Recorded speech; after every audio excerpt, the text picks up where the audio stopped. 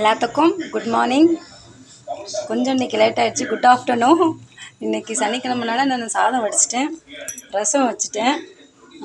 அடுத்தது சிக்கனுக்கு fry பண்ணக்காக mix பண்ணி வச்சுருக்கேன். கார்ன்ஃப்ளவர் மாவு, சிக்கன் ஸ்டீம் மாவு, அப்புறம் கறி மசாலா தூள், கேசரி பவுட்ரு, லெமனு, இஞ்சி பூண்டு பேஸ்ட்டு, கொஞ்சம் உப்பு இதெல்லாம் போட்டு மிக்ஸ் பண்ணி வச்சுருக்கிறேன், ஊறட்டுமே அப்படின்னு.